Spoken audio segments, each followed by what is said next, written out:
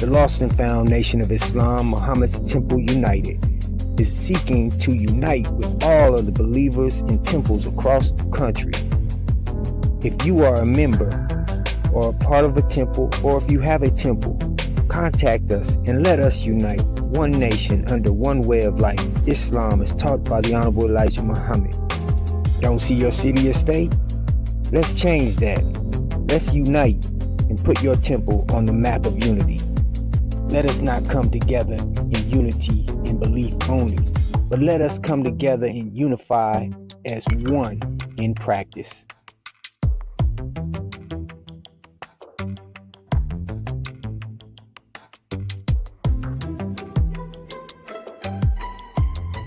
The time is now, black man and woman.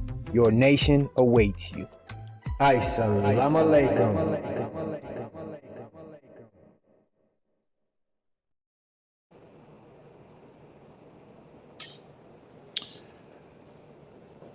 Welcome to another edition of Muhammad's Sunday Lectures. I am your guest minister for today, Minister Wali Muhammad. And as we always do, we open up our meetings in prayer. So if everyone can please stand for prayer. The position of prayer is as such. And repeat silently to yourself. Surely I have turned myself to thee, O Allah, trying to be upright, to he who originated the heavens and the earth, and I am not of the polytheists. Surely my prayer and my sacrifice, my life and my death are all for Allah, the Lord of the worlds. No associate has he, and in this am I commanded. I am of those who submit. O Allah, thou art the King. There is no God but thee. Thou art my Lord, and I am thy servant. I have been greatly unjust to myself, and I confess my faults. So grant me protection against all my faults, for none grants protection against faults but thou. And guide me into the best of morals, for none guides to the best of morals but thou. And turn away from me the evil and indecent morals, for none can turn away from me the evil and indecent morals but thou. O Allah, make Muhammad successful and the followers of Muhammad successful, as thou did make Abraham and the followers of Abraham successful. For surely thou art praised and magnified. O Allah, bless Muhammad and the followers of Muhammad, as thou did bless Abraham and the followers of Abraham. For surely thou art praised and magnified. Amen.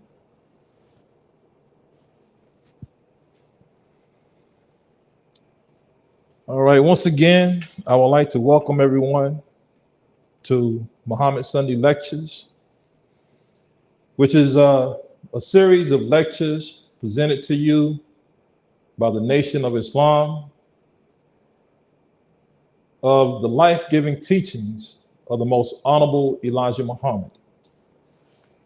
We have ministers from around the nation who host these lectures every Sunday or every other Sunday as we are available, to make sure that we spread the message, to spread these teachings that was solely designed for the black man and woman of America.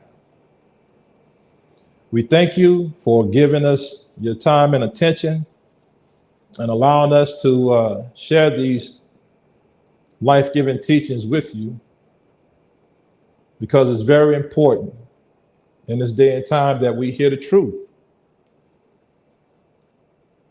Today's lecture is a continuation of my last lecture, which was sort of like a prelude to the subject, which is understanding the relationship between the black man and the black woman. So we're gonna dive right on into this subject. But before we do that, I would like to again thank everyone for tuning in, all the believers across the world, those who understand the time that we're living in and the truth that is very much needed. So we thank all of you for your time and attention. And we ask that you continue to share this with others, have them to tune in to these Sunday lectures so that they can tell a friend and share the message. Again, my name is Minister Wali Muhammad. I'm out of Central Texas. And we're going to be going into understanding the relationship between the black man and the black woman. Why this subject? This subject is very important. This subject is very delicate. You know, when you're dealing with the minds and hearts of our people, you have to be delicate. You have to be precise. Because if we feed our people the wrong information, that can bring about confusion and can mislead our people. Our people is searching for the truth because we have been without the truth. It's like a thirst or a hunger.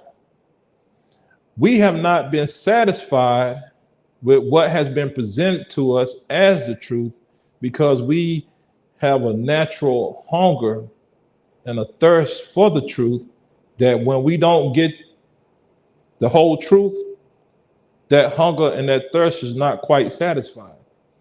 So we know that we've been lacking the truth subconsciously. We know that what we've been taught hasn't been the truth. You know why? Because of the condition that we're living in. If we've had the truth from the beginning, we wouldn't be in the condition that we're in today. Is that right or wrong? The truth, if we had the truth, we would know how to go about life in the right way and wouldn't find ourselves in this present condition that we're living in.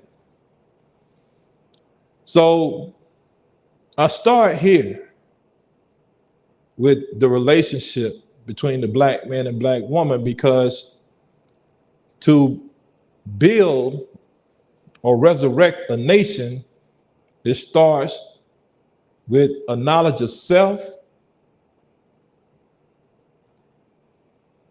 and it starts with the family. So I want to give some understanding as it relates to the relationship of the black man and black woman so that we can both know how to engage one another, so that we can know how to treat one another. Because you treat someone or something by the way that you perceive it. Is that right? So if you don't perceive your brother or your sister for who they truly are, then you may tend to mistreat them.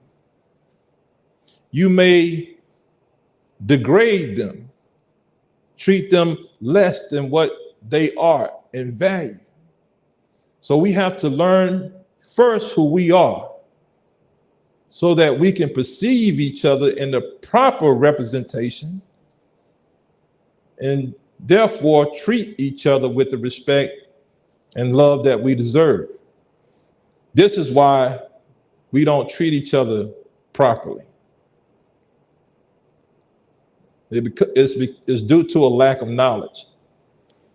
So I want to start off by asking my viewers to allow me to take my time with this subject. I don't want to rush into anything because, like I said, this is a very delicate subject. And I don't want to misrepresent my leader and teacher, the Most Honorable Elijah Muhammad. So I want to take my time getting this message out to my people. And I can't say not to take it personal. I want you to take it personal because this is specifically for you, Black man and woman, but it also relates to the world. The Honorable Elijah Muhammad came to make us an example for the world. We should be setting an example for the rest of the world because we teach that God himself came to save us, the Black man and woman here in America. Most of you think that we don't need saving, but I beg to differ. God came to save us and to redeem us from what has been done to us through the white race. We have been acting outside of our nature. We have been taught by the enemy of God. We have been deceived into who we are and who they are and who God is. We've had the wrong teaching.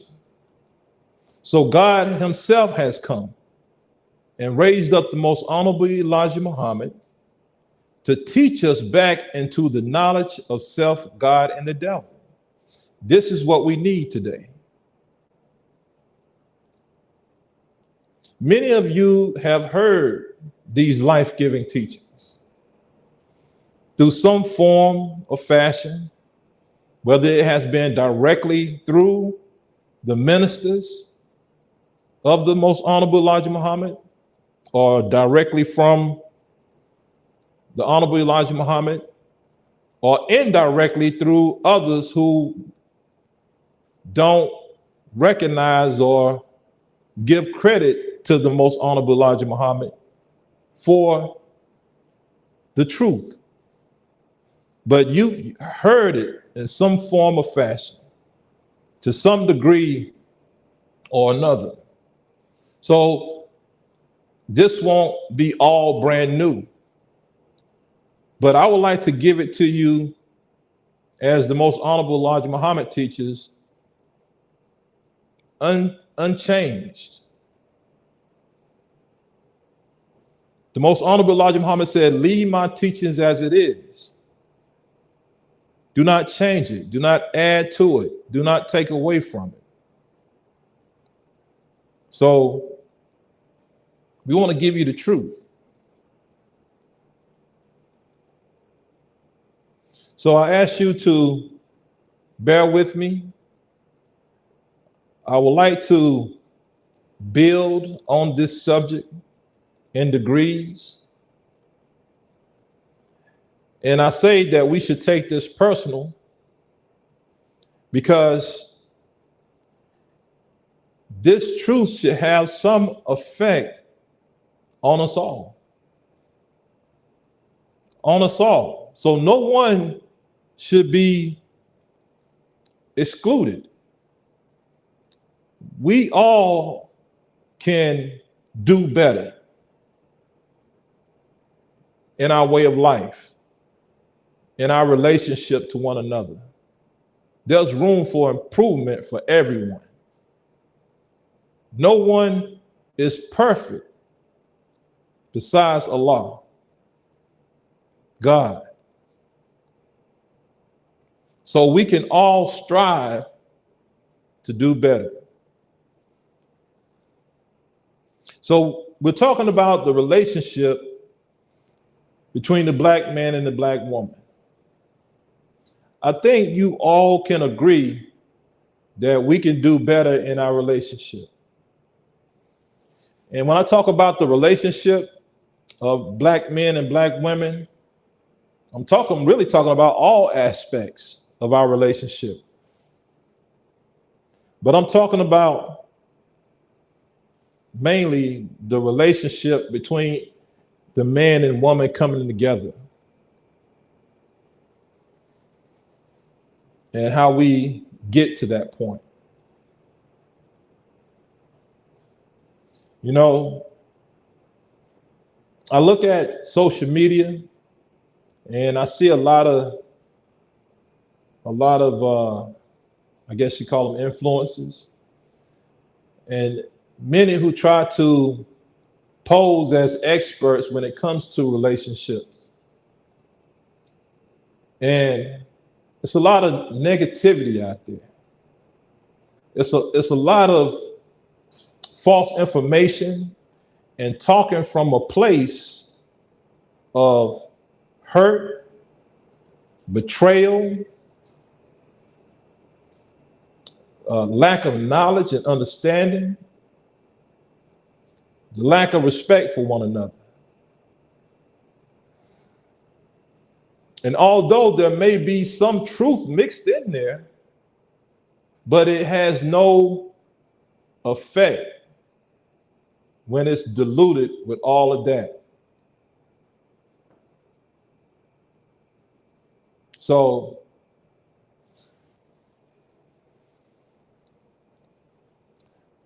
we start with the black man and the black woman and our children and the family. You know, in a perfect world, a family would consist of a husband, a wife, and children, right? There's a two-parent household and there's children. I think that's the way God intended it, for the mother and father to both be in the household raising the children. That is the ideal family structure.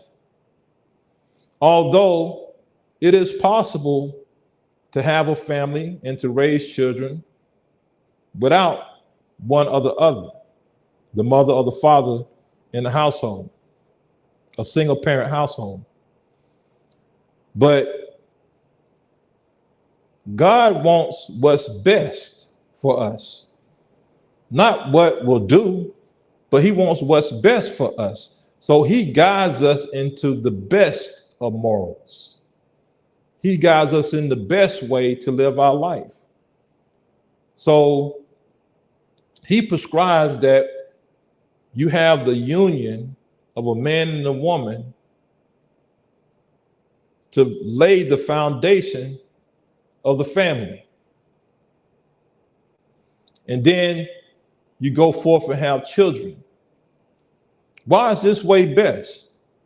As we see in the world we live in today, we find there's mostly a single parent household in the black community. Most men, black men, are not present in the household. The mother is left to raise the child on her own. How do we get to that point?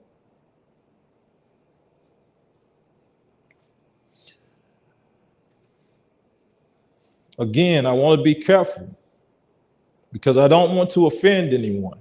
I don't want to put shame on anyone. But the truth has to be known in order for us to do better. So how do we get to these single parent households? It's because we've been taught and raised in this society to see sexual intercourse as a means of pleasure only. Right? We're taught at an early age that sexual intercourse is for pleasure only. Young men are being raised up and taught and shown that the more women or girls that you have sexual intercourse with, the more manly you are perceived. Right? Young men look to pursue young women as if it's sport and play. How many girls that they can sleep with? Right? And in that sport and play of sexual intercourse, we make the mistake of impregnating the young lady, right? It's not intentional. I don't think a young man who is living in the home of his parents, don't have a job, don't have any means of taking care of himself, would intentionally impregnate a young woman. And if he does try to intentionally impregnate a young woman, it's out of a lack of understanding. He may be trying to make sure that he has a connection with that young lady. Like he wants to make her his by impregnating her. Right? We know as young men. So young men, young black men are out here having sex for pleasure. And impregnating young women. Some young women that they don't really have a love for or affections for. Have affection for. They're just out there having sex for pleasure. And they're impregnating these young women. And these young women become emotionally involved and want to commit, but he's not committing. He's out on the prowl, adding notches to his belt buckle, as they say. So he can go back to his friends and say, hey, I slept with such and such. You know, we as men, young men, we wasn't taught to look at that with dishonor. We looked at that as with honor. It made you look like a big man that you can sleep with this woman or sleep with that woman or that girl. Because we start at an early age.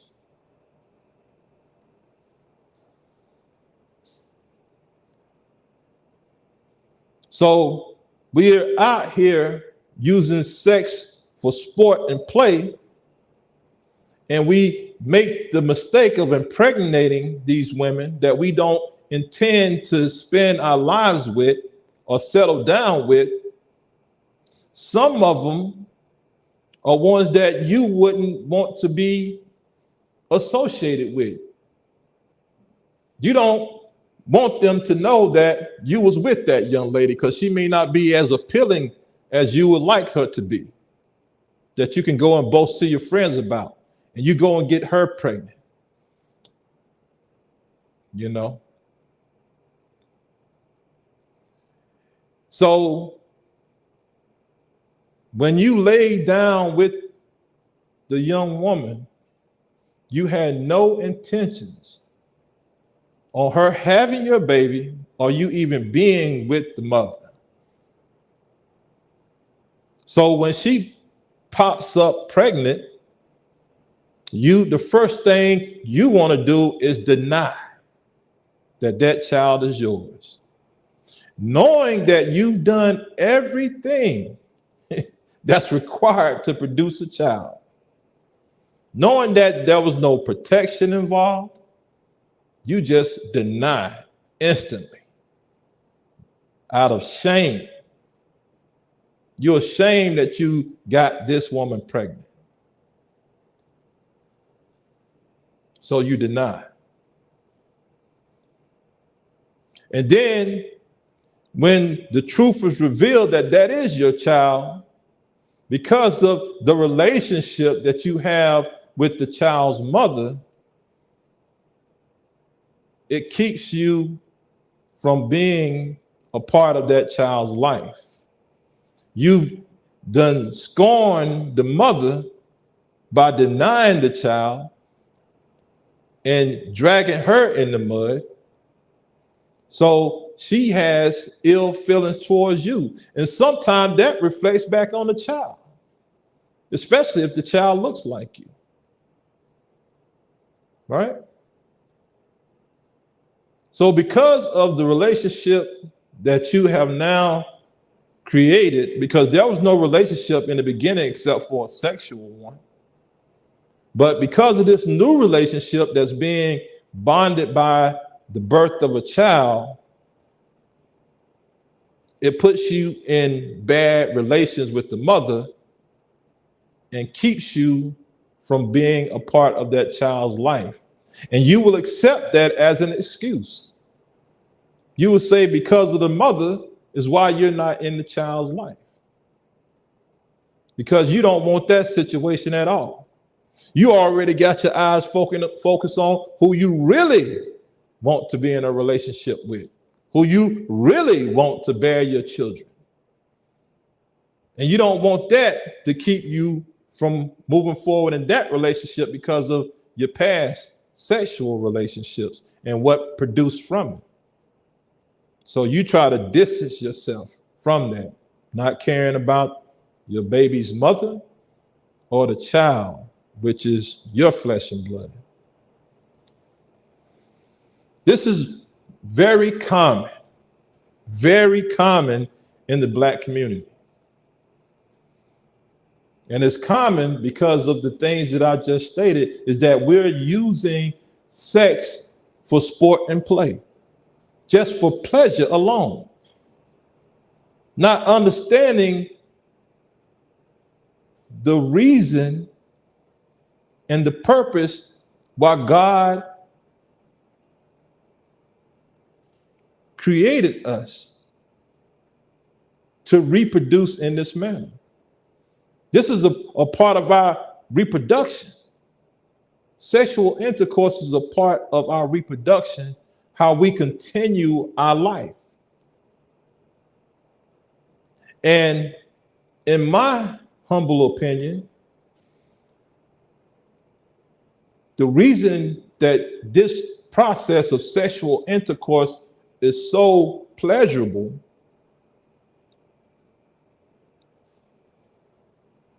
is so that we can continue life at a rate to offset death. Imagine if there was more death than life, then we wouldn't populate as quick. We may become extinct because death is happening more quicker than life. But we have to reproduce ourselves for the sake of self-preservation, continuing life, so that we can continue to exist as human beings. But that pleasure can become addictive. And that leads to the sport and play. When we're living our life trying to satisfy our lower nature, our animalistic side, which is the physical, when we're just trying to satisfy the physical with pleasure, then this is the result. When you don't have a proper knowledge of the relationship between the black man and black woman. See, I'm starting here because this is where it all starts. It's the young man and the young woman that we're raising up in these single parent households, in these two parent households, without the proper knowledge and understanding on the relationship. Many of us, our young daughters, they see their menstrual cycle at an early age. Sometimes, I think it's as young as 10 years old. Sometimes. I remember when I was a young man, it was a girl that I knew in my neighborhood, and at 12 years old, she was pregnant. And it wasn't no rape or incest. She was having sexual relationships with young men. And she became pregnant at 12 years old. And I believe she had the baby.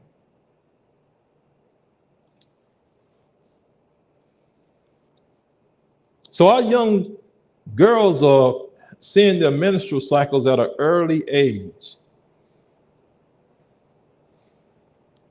And what I see that's being done in most of those households is that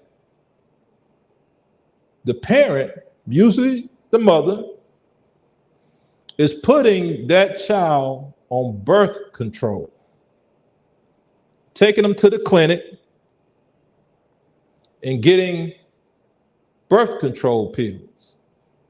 Now they're getting these shots that keeps them from getting pregnant for a year or so, patches. They got all this new type of birth control that's even more deadly to your reproductive system and your health. But when you start taking those birth control pills, it starts to interfere with your menstrual cycle. And that menstrual cycle is a natural process for your body, for the young woman's body, to cleanse itself. But when you start taking those birth control pills, it messes that process up to where you may not see your menstrual cycle regularly, or it may not flow the same or process the same.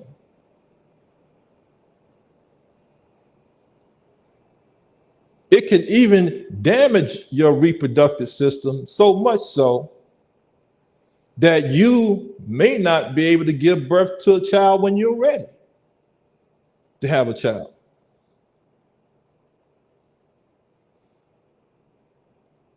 So the Honorable Elijah Muhammad teaches us that we should not take those birth controls.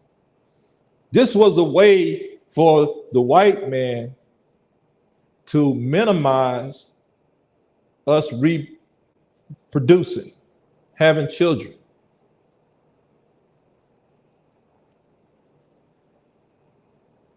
So we're giving our young girls birth control. Why not try to teach them that they should wait. They should save themselves. Now, if you're teaching them that and you're giving them birth control, you're contradicting yourself. You're saying, wait before you start having sex because you could get pregnant.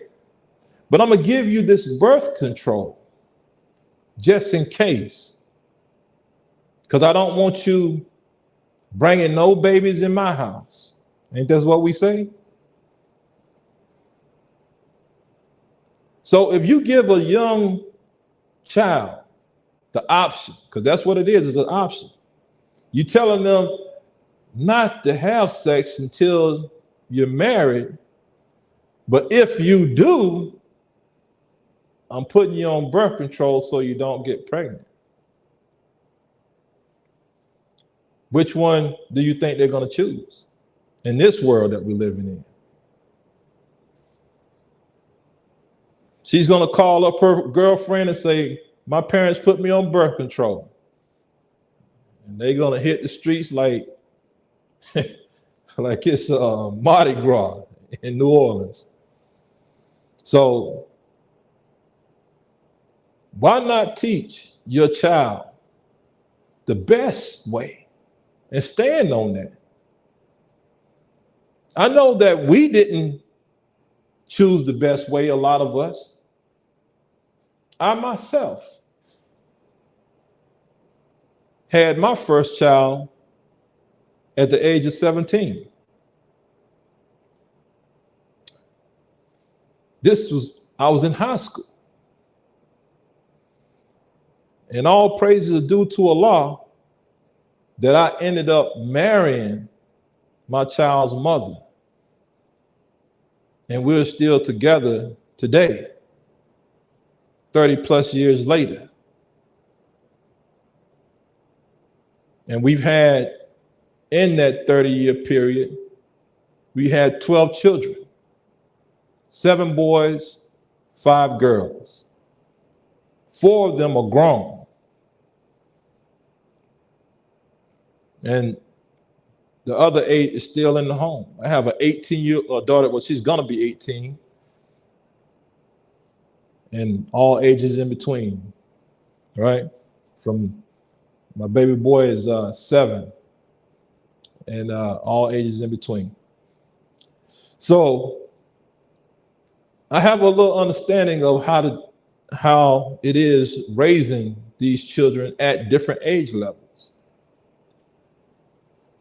And although I had a child in high school, at a time when I wasn't mature enough to have a child, I teach my children the best way. Because I want their life to be better than mine. You know, a lot of children tend to do, and I've done this as a child, you know, you look at your parents and say, well, you did it. You know, when your parents try to correct you or instruct you on something, the child turns around and say, well, you did such and such. Yeah, I did it. And I'm teaching you not to do it because I understood what the consequences was for doing it. So I'm trying to teach you a better way, show you a better way. Right? So let's teach our children the best way so that we can create a better society. It starts in the home. Don't give your daughters birth control. Don't give your sons condoms. Teach them. Teach them and show them the best way so they'll have a better outcome than you and I. For me to have had a child in high school and to be with my baby's mother 30-something years later is highly unlikely to happen in most cases. Is that right or wrong? There's so many obstacles that could have prevented this from happening, but it was Allah's will. So that's why I give thanks to Allah, because it wasn't in our planning. It was in God's planning that brought us here. But we can't expect that outcome in every similar situation. The most likely outcome in those situations to where a young man impregnates a young woman at that early age, the most likely outcome is that they don't be together. Because you're still growing and maturing. You're still finding out who you are, right? And with that, you may not be a good match because you haven't had time to develop. You haven't had time to truly understand yourself. Besides the point that you're not even in a position to take care of yourself, not even talking about taking care of the child, but taking care of yourself. Your parents still taking care of you. But we're talking about to where you're having a child and you're trying to keep that family together to raise the child, because you're going to get a better outcome when you have the mother and the father in the household.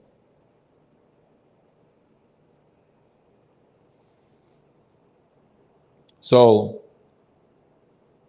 I speak on the young Black man first because it starts with you. You are to go out in this world, young Black man, as a leader, as a ruler, as a protector.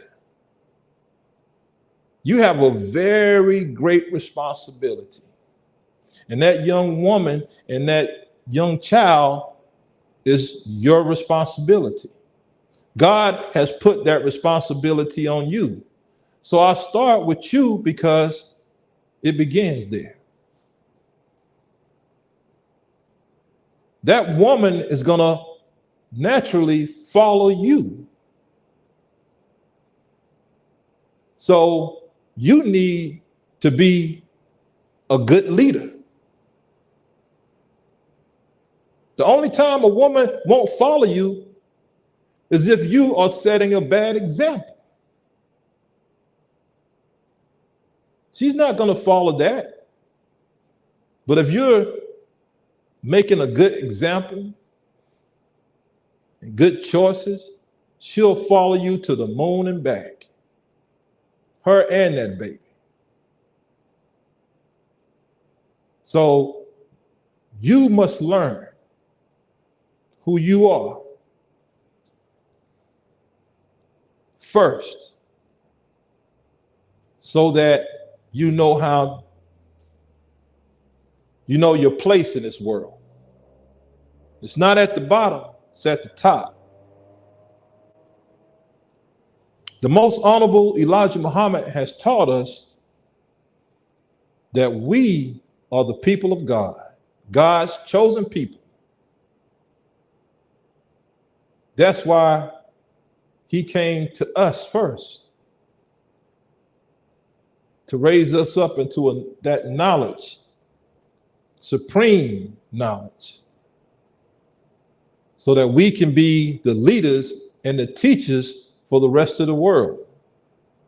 This is where you gain that knowledge, through the life-giving teachings of the most honorable Elijah Muhammad. This is where you come to learn the truth about yourself. so that you can be the man that God intended you to be, so that you can be the father that God intended you to be. So we don't treat our women like sport and play. When you engage with a woman and you're seeking a relationship, you must think beyond just the sexual part. You got to think about the future, what you're going to be able to offer this woman. Before you lay down with a woman, think, because chances are high that you could possibly get that woman pregnant. And I know we're trying to do everything to prevent that, using protection and all this and that. But the very act of sexual intercourse is for reproduction. So before you lay down with a woman, make sure that's a woman that you will be willing to have a child with. Make sure that that's a woman that you are willing to be with.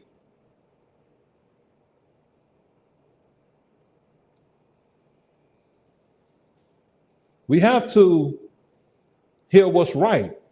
We can't settle for what society has made.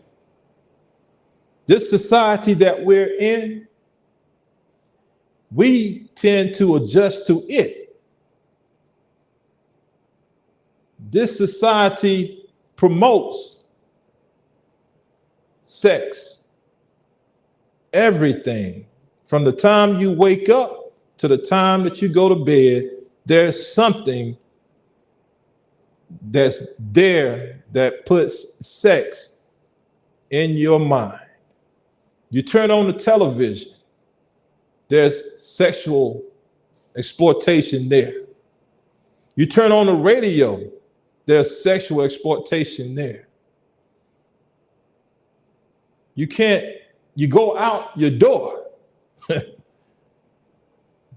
drive down the street, and you see sexual exploitation. See, women get dressed.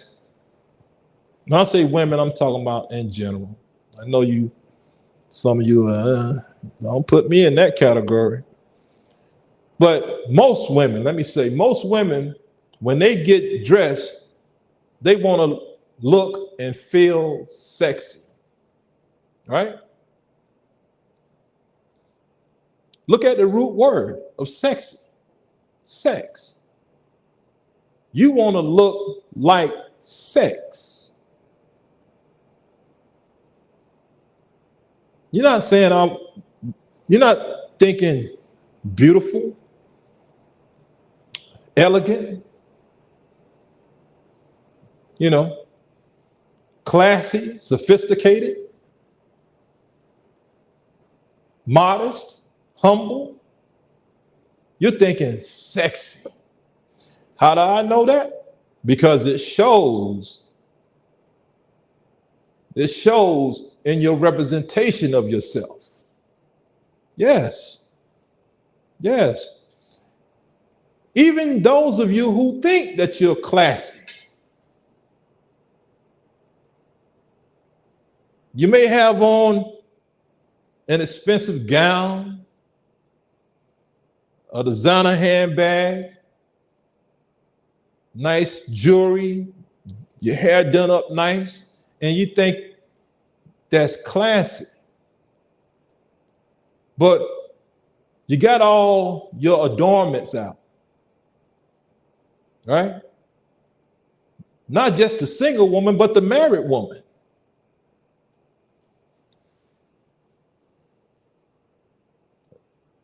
I'm trying to take my time with this, brothers and sisters. But I pray Allah that He guides my thoughts to deliver this subject in a context that will be well received. even though it may personally affect you, which it should. How are you going to bring about change if it doesn't have a personal effect? But don't think that you're alone, because like I said, we can all use some straightening, as they say, to some degree. We can all stand to do better. So you're not alone. You know, usually when we compare ourselves, when we judge ourselves, we normally look down and shake our heads. We look down at somebody who may be not as well off as you. You may look down at the homeless person and shake your head, be like, now how are they out here homeless? How are they out here begging for food and money? You're shaking your head, right? You look down because what you're doing when you criticize them, you're judging yourself. You're saying, well, I'm doing good. I'm not homeless.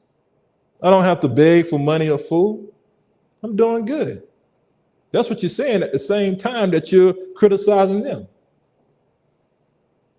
But we don't ever look up to shake our head.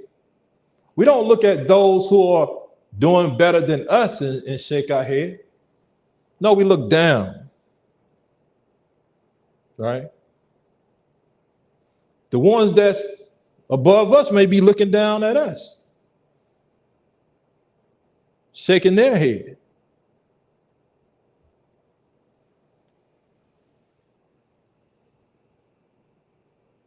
You know? So, black men, black women, we got to do better. And it starts with getting a knowledge of self.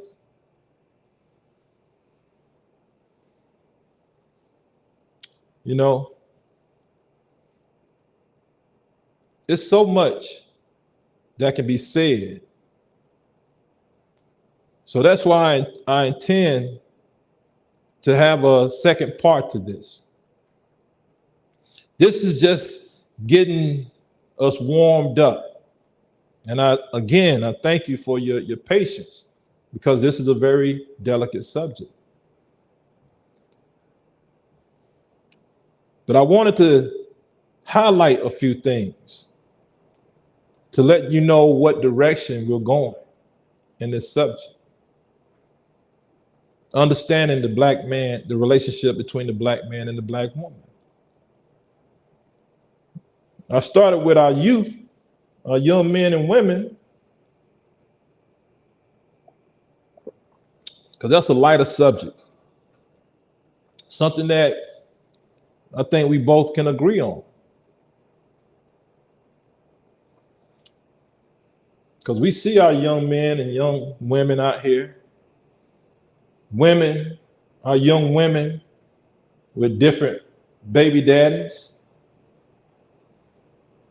And our young men with different baby mamas. You know, I don't like to call out names, but if you're a public figure, I figure you should be subjected to criticism. You know, you're a public figure, you're a public image. So you look at Nick Cannon, for an example, and we see him having all these different baby mothers. And I'm sure in his mind that he thinks because he can provide for those babies and baby mothers financially, that what he's doing is okay. It gotta be. Because why would he be doing that if he don't see nothing wrong with it? He's having all these babies with these different women, and you will hear him say that he's involved. How can you be involved to a point where you are in that child's life, raising that child, when you have baby mothers and your children are scattered out? You can't be with them all. You know? You have men, just average men, who think because they pay child support, they think that they are taking care of their child. You can't say that to a man like myself who is in the house with his children from the time that they're born to the time that they get out on their own. You don't go through all those different stages when the child is sick, when the child is hungry, when your child needs to be bathed, fed, everything. You just there, you just showing up for birthdays and holidays and sending a check in the mail. And then you come in and you scoop the child up, and you and your new woman, and take the child out and spend the evening and have a good time, and the child like all the fun things that they doing with you and your new woman, and you bring the child back home to its everyday life with the baby mother, and the child not mature enough to realize that what their mother is doing is best for them, because they're raising them day in and day out, the good and the bad and the ugly. Whereas you come through and scoop them up, take them to have a good time, and drop them back off. And they want to go see daddy because every time they go to daddy's house, they do something fun. Not appreciating what mother is doing. But that's not real fatherhood. And I understand that some of us don't have a choice but to live that lifestyle after the choices that we made. But don't ever compare that to what it is to be a father living in the home, raising your child alongside the mother. That's a whole different ball game. Any man, married man or a man that's raising their child, whether it's a single parent father raising that child, he'll tell you different. Go ask one of them. If you think you sending checks in the mail and picking them up from time to time is being a father, you got to do better. And again, I'm not knocking those who do that. Like I say, you can do the best you can by those means, but I'm here to tell you what is best for the child. When you go into the Holy Quran or the Bible, when you go in these books, it don't give you what you should do to get by. It don't tell you, giving you the second best options. It tells you what is best prescribed for you by your God. And see, we don't want to accept that because we don't think it's realistic. We think that this was for a certain period in time long ago, what God prescribes for us. No, the world has changed because the leaders and teachers of the world is not of God. So they're guiding you away from God and his wisdom and guidance. And when you get away from the wisdom and guidance of God, your society, your world goes down.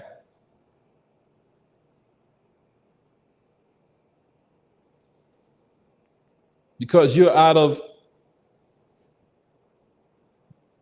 the light of God. You're going further into darkness. So I'm gonna try to bring it in, because I want to continue this. I want to continue this subject, because it's important that we understand.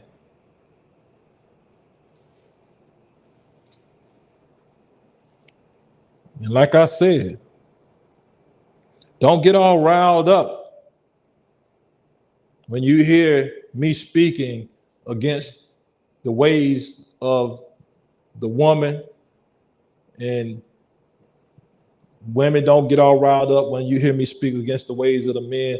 This is a situation that affects us all.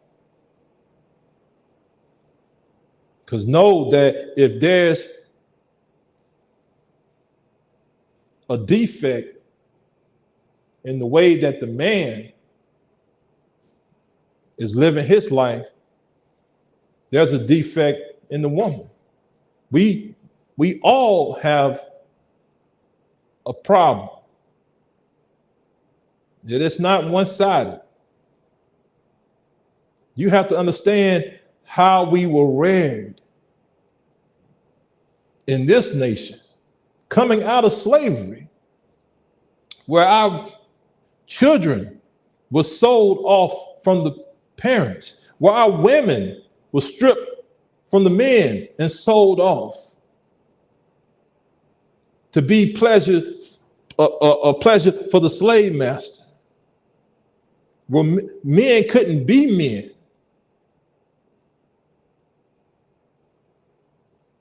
This is what we're coming out of. Whereas we were never properly taught how to come up out of that condition. No one has ever come to us to help reform us from that condition. Do you think that we can come out of such a condition and go about a normal, healthy life? No.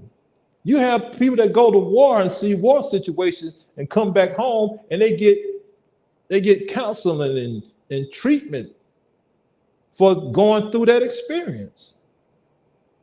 So we went through a traumatic experience, and that traumatic experience has affected our livelihood, and it has been passed on through generations and generations.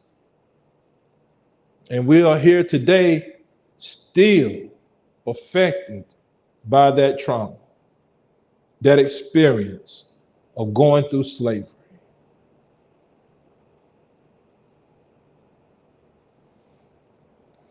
The white man don't even have to do anything.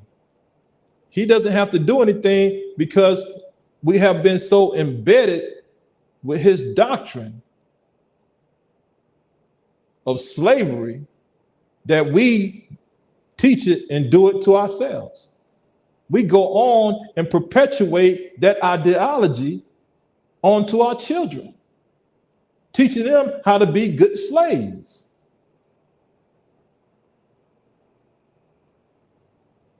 Wherever has the white man taught you to go and do for yourself? Where has ever the white man has taught you to seek land, to build your own? Anyone, not just the white man, where has anyone come to teach us to start doing for ourselves? Everyone has been using and abusing us until the coming of Allah in the person of Master Farad Muhammad. and the raising up of his messenger, the most honorable Elijah Muhammad.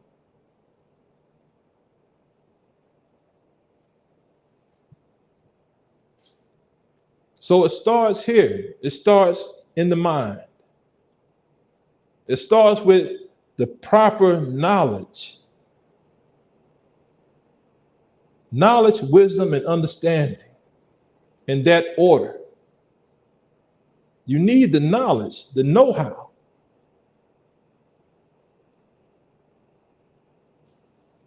And then you need the understanding to know how to manifest that which you know. And that brings about wisdom. Knowledge, understanding. Knowledge, wisdom, and understanding.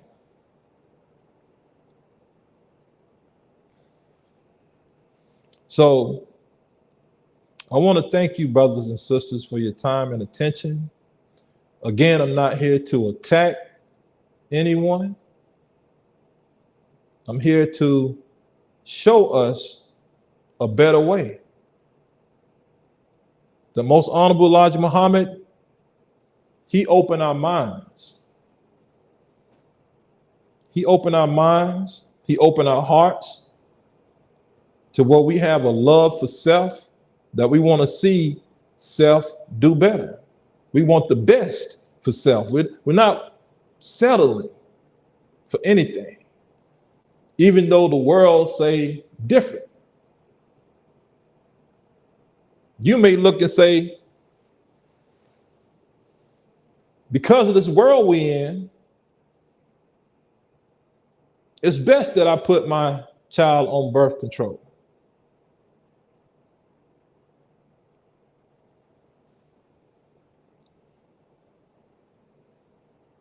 But you're doing more harm than good.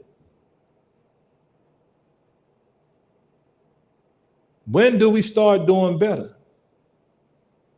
Do we just continue to settle for what this world has given us? Or do we take matters in our own hands and make it a better world for our future? That's what everyone else is doing. They're trying to make a better future for their children. So we got to start doing better. We got to start thinking better. But again, it starts here. It starts with a knowledge of self.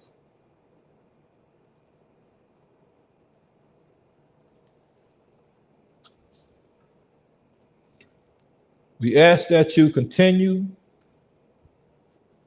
to tune in, and I guarantee you, what you hear here will be the truth, as it was given to us by God's last messenger, the most honorable Elijah Muhammad. A lot of this stuff is common sense. Common sense. But we have been removed from common sense. So common sense has to be taught.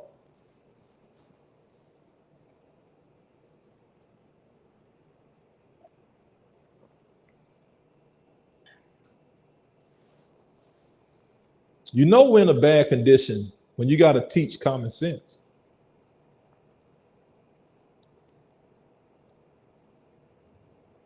So once the veil of falsehood is removed, then your eyes are open. A lot of this stuff, we're not taught every single thing word for word. A lot of this stuff is already instilled in us naturally. When you look at the animal kingdom and an animal has a child, that mother doesn't necessarily have to teach that infant animal, that child animal, any certain things. A lot of it is instinct. instinct how to fend for themselves, how to survive in this element. So it is with the human being. But because we have been deceived and misled and given the wrong foods to eat, been taught the wrong things, we have strayed away and started living a savage life. This is not who we are by nature,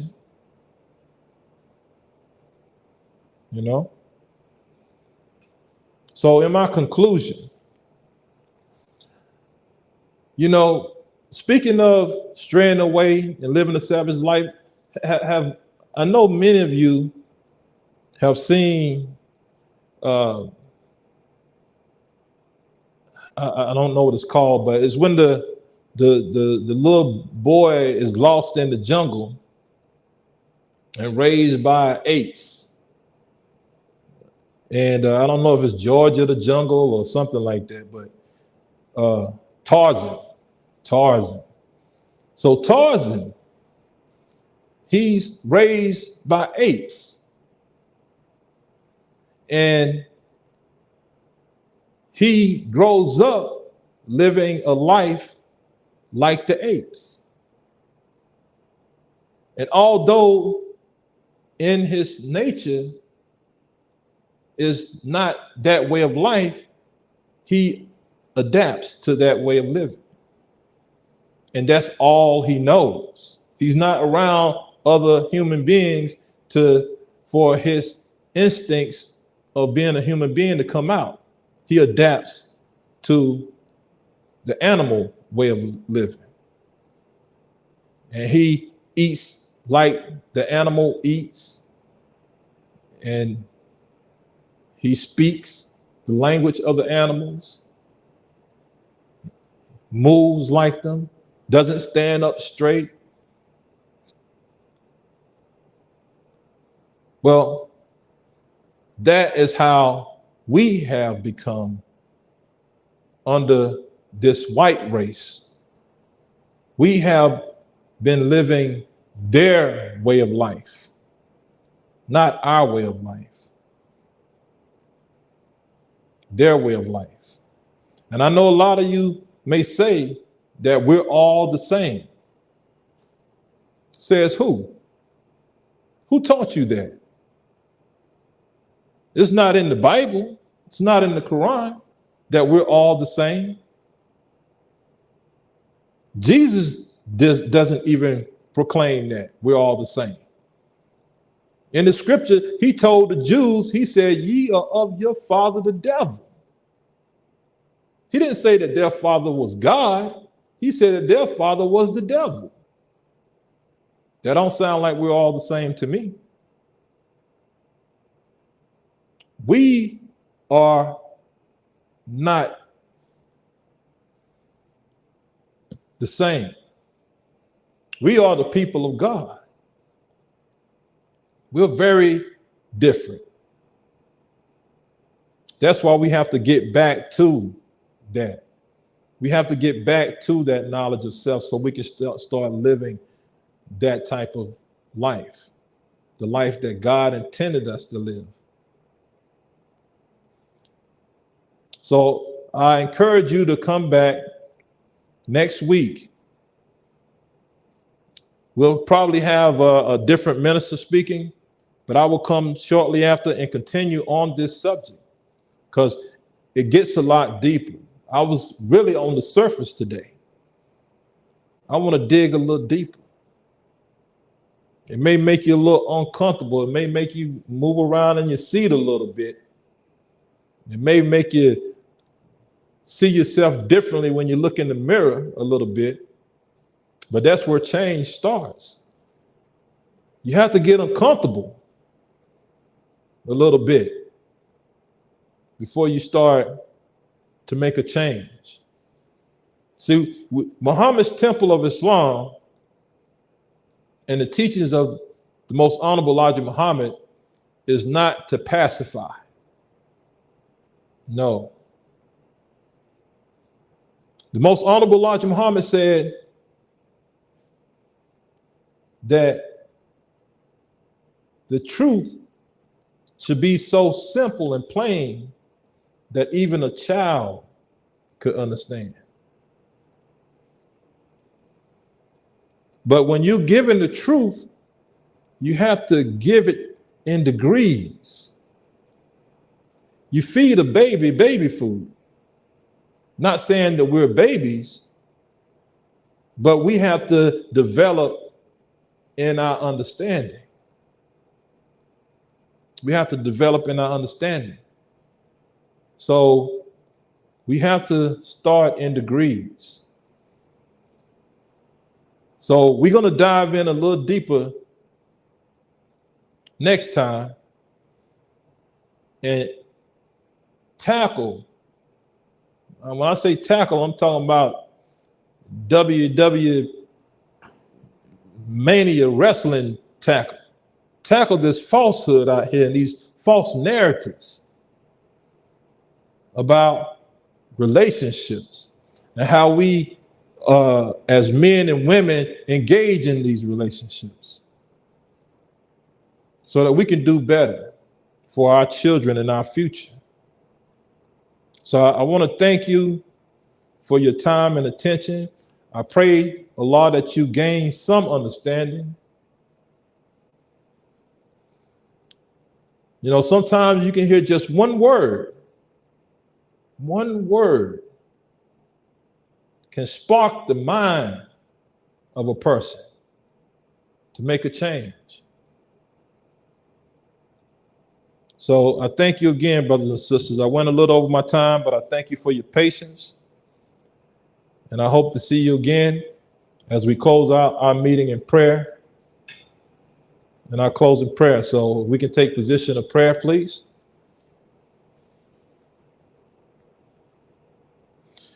In the name of Allah, the Beneficent, the Merciful. All praise is due to Allah, the Lord of all the worlds. The Beneficent, the Most Merciful, Master of this day of judgment in which we now live. Thee alone do we serve, and thee alone do we beseech for aid. Guide us on the right path, the path of those upon whom thou hast bestowed thy favors, not the path of those upon whom thy wrath is brought down, nor those who go astray after they have heard thy teachings. Say, He, Allah, is one God. Allah is He of whom nothing is independent, but upon whom we all depend. He neither begets, nor is He begotten, and there's none like Him. And I bear witness that none or nothing deserves to be served or worshiped besides Allah. And I bear witness that the most honorable Elijah Muhammad is our last and greatest messenger to we, the lost found Muslims here in the wilderness of North America. Amen. Until next time, Assalamu alaikum.